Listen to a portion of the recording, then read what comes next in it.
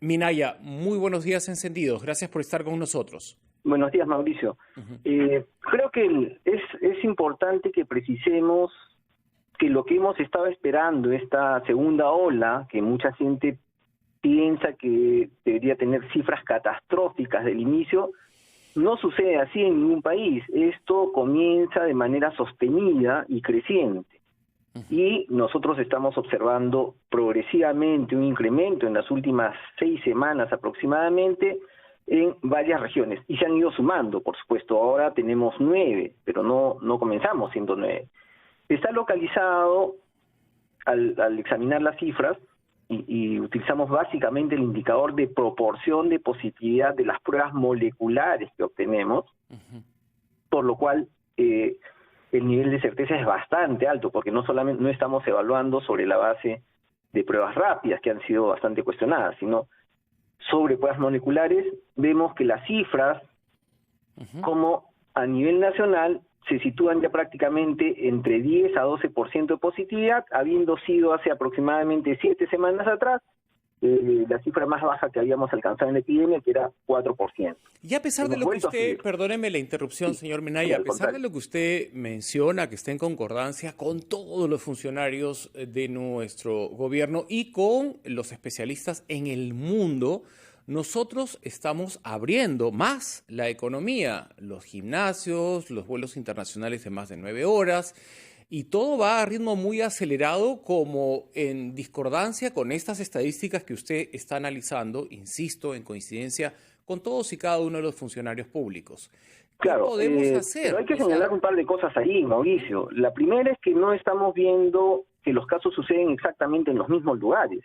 Estamos observando, por ejemplo, incrementos en ciudades en regiones como Piura, Lambayeque o Ancash, en algunos casos ciudades intermedias, que nos habla probablemente de la migración por campañas agrícolas, personas que están llegando a las zonas de trabajo agrícola y que luego van a regresar a sus espacios que son fundamentalmente rurales, pequeñas poblaciones. Entonces, esa es una situación que no se había visto con intensidad en lo que podríamos llamar la primera ola en el Perú.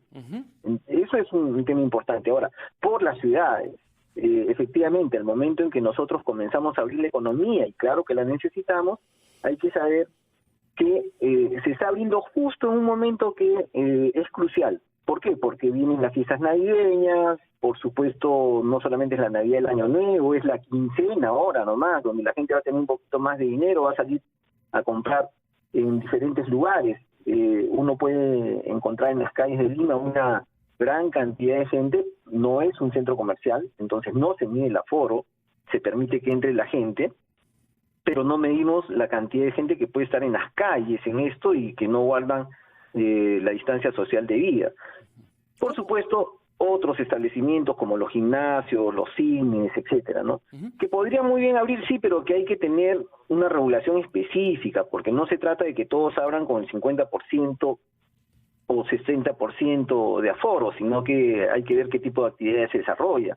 En un gimnasio uno hace esfuerzos, exhala, entonces bota el aire que tiene, y si uno tiene, por supuesto, la infección, va a poder contagiar a las personas que están alrededor. Es uno de los lugares donde se generan aerosoles también por la intensidad de la actividad que se tiene. Entonces hay que tener precauciones extremas con esto. ¿Cómo encontraríamos un equilibrio entre abrir la economía responsablemente sin poner en riesgo, ¿no?, el contagio, ¿no?, romper siempre la cadena de contagio? ¿Es posible contar con las dos cosas? Absolutamente. Lo primero es que a lo largo de la primera ola en el Perú se estuvo discutiendo con intensidad acerca del contact tracing. Ustedes lo deben recordar, es una palabra que se acuñó y se hizo muy popular, el seguimiento de contactos. Esa es una situación que era prácticamente imposible trabajar en ese momento por la cantidad de casos que teníamos y que rebasaban el sistema de salud. Pero hoy, donde tenemos menos casos, es muy posible que uno pueda detectar estos conglomerados, estos clústeres, seguir a los casos positivos, a sus contactos y poder reducir la probabilidad de contagio. Esa es una de las situaciones, y para eso hay no solamente las pruebas moleculares que han sido trabajadas con intensidad por el Instituto Nacional de Salud, Tenemos 75 establecimientos ya en el país que hacen pruebas moleculares y se procesan de una manera muy rápida. Pero además se han agregado las tecnologías como las pruebas antigénicas, que son muchísimo más certeras y que te hablan de infectividad de un caso, que también han entrado recientemente al mercado nacional. Entonces, tenemos eso, y por otro lado, tenemos que tener en cuenta que seguimos con la necesidad de controlar los aforos, el uso de mascarillas, el lavado de manos, y en los lugares donde no podamos asegurar que realmente esto se tiene, no deberían abrirse en la masividad que se está dando en este momento. Entonces, a tomar precauciones con eso, porque ese es un trabajo que debe ser compartido entre las autoridades sanitarias, pero también fundamentalmente las municipalidades, porque finalmente afecta a los ciudadanos en cada uno de los distritos, y es una responsabilidad que debemos compartir con los gobiernos locales. Señor Minaya, una de las cosas que aceptó el gobierno del expresidente Martín Vizcarra, incluida la ministra de Salud, que está en funciones, la doctora Pilar Macetti, es que por enfocarse en incrementar las camas de cuidados intensivos que nos hacían tanta falta, descuidaron la atención primaria, que es una herramienta también fundamental para luchar contra el coronavirus. ¿Usted cree que esta aceptación de parte de los funcionarios del gobierno saliente, e insisto, la doctora Macetti está en funciones, se ha subsanado? ¿La atención primaria está lista, por ejemplo, para funcionar en una segunda ola? Ojalá no sea así, pero es mejor ponernos en ese escenario y ver la fotografía de qué nos faltaría, ¿no? Fortalecer en caso se diese una segunda ola. Le agradecería su respuesta al volver de esta pausa, por favor, señor Minaya. Gracias. Sumamente preocupante lo que estamos viviendo. En 9 regiones hay un incremento sostenido de fallecidos y contagios. ¿Qué regiones son? Apurímac, Piura, Junín, Ica, Cusco, Ayacucho, Tacna, Lima y Arequipa. En Apurímac ha subido del 20% al 42%, más del doble. Y en general, a nivel nacional, en la semana 47 hubo un incremento del 5%. En la semana 48, la siguiente obviamente, 7%. Y en la semana 49, 9%. O sea, empieza a crecer poco, pero sostenidamente.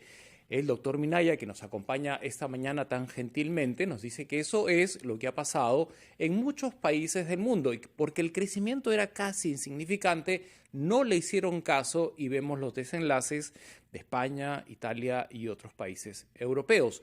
No queremos bajo ningún motivo, y en eso estamos unidos, una segunda ola.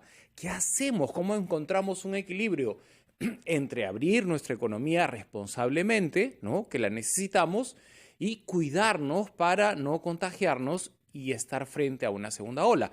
El doctor Minaya tiene una vasta experiencia en gestión pública, ha sido viceministro de Salud y también enfrentando la pandemia. Él estuvo nada menos que en Iquitos al inicio de la pandemia, con lo cual quedó pendiente su análisis con respecto que era mejor ponernos en el escenario de una segunda ola y desde su experiencia, ¿qué es lo que nos falta reforzar?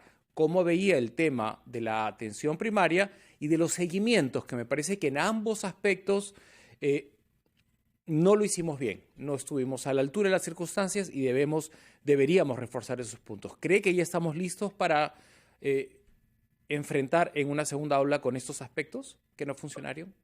Mauricio, definitivamente de acuerdo. Tenemos mucha más experiencia en el sector ahora, los equipos de respuesta rápida, nuestros funcionarios, nuestros establecimientos de salud entienden mejor la epidemia, están un poco mejor abastecidos inclusive que al inicio. ¿Qué hace falta? Enfatizar siempre el seguimiento de los casos, el contact tracing, la toma de muestras, pero no puede ser un trabajo que se haga a partir de los hospitales. Hay equipos de epidemiólogos, de personal de salud, de epidemiólogos de campo, que saben hacer estas cosas y que tienen que ser no solamente convocados, sino dirigir las operaciones en los niveles locales y regionales. Abrir los establecimientos de salud es importante.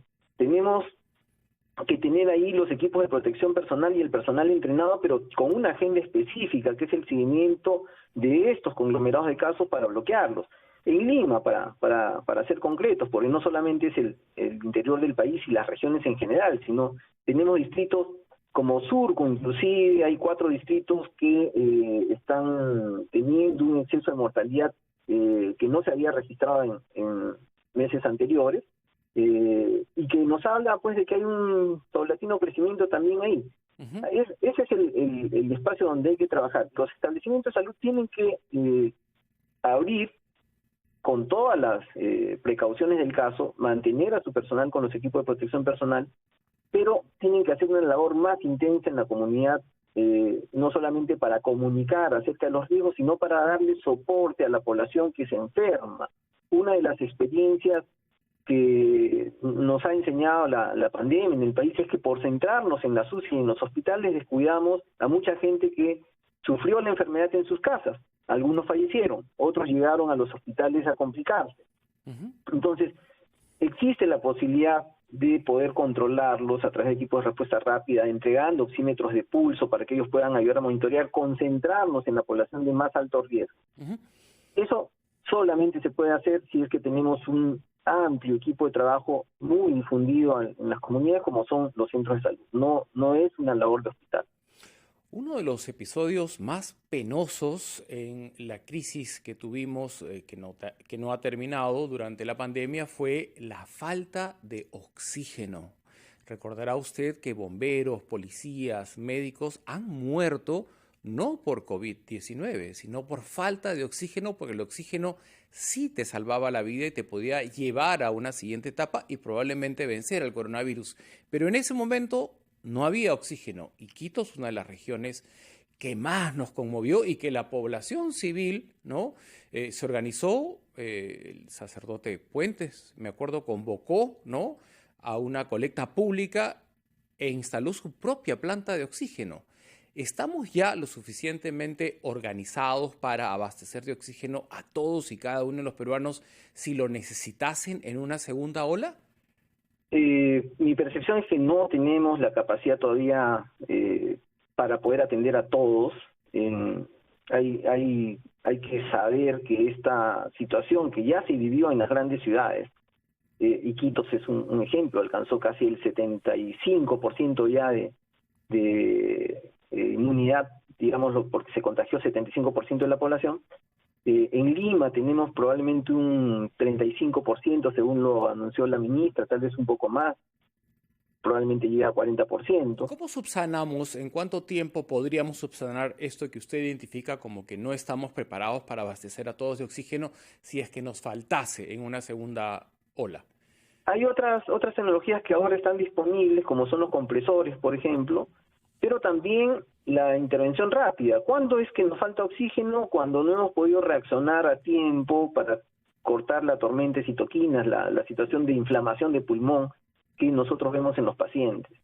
En el inicio de la pandemia tardábamos mucho, no había atención oportuna. Hoy día sabemos que hay medicamentos que funcionan, como la dexametasona, que es un medicamento barato, rápido, que se puede manejar a nivel de un establecimiento de salud.